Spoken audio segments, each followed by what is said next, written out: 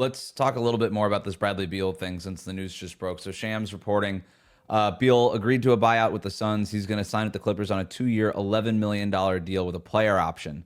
How does this guy keep getting player options and no trade clauses? Whatever. Uh, um, I think it's a good move for the Clippers. I think it makes a ton of sense. They traded Norm Powell. It opened up the spot there for Beal. I don't think the Clippers wanted to extend Powell because they want to maintain that cap flexibility for the summer of 2027, which is obviously the summer that they've earmarked as the summer of Clippers. I guess that's what they're looking at it as. Kawhi will be off of his deal. James Harden will be off of his deal, and this deal from Beal aligns up with that. So I think it makes sense. Yeah, Lakers fans were really, really hoping for Beal, but part of the reason he was leaving Phoenix, especially the way that he left, was because he wasn't starting. And I think he wanted to get back to being a starter in the NBA, and he'll do that there with the Clippers. So the question becomes, is Beal and Collins better in aggregate than Norm? And I would probably say it's close, but I would probably lean, yeah. Collins was fantastic. He was almost too good for Utah, right? Like they were finding I saw a stat somewhere that they won 70% of the games John Collins played. Yeah, and they were just like, get out of here. Yeah. So I think it's a good offseason again for the Clippers.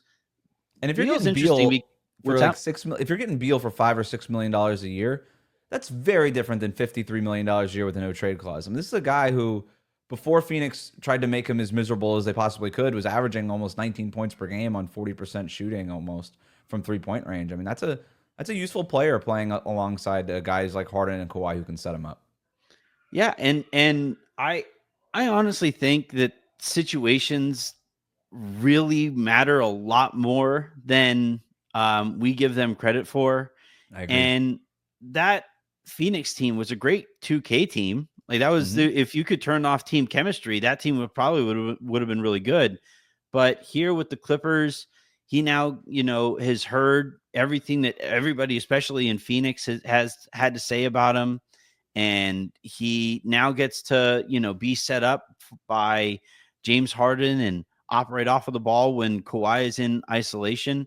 That Clippers team, I mean, it's the same thing we say every year. If they stay healthy, if this, if that, then they could be really good. Maybe this is finally the year that they actually do. But yeah, there's a reason that I would love to know. I saw that Stein floated that theory that he was waiting for that balloon payment, of $14 million to come in before he gave up the $14 million. I feel like at this point he's made up the GDP of a small country, so I don't understand why it would matter. But yeah, I think it's a great pickup for the Clippers, and the Pacific Division just gets that much, tougher.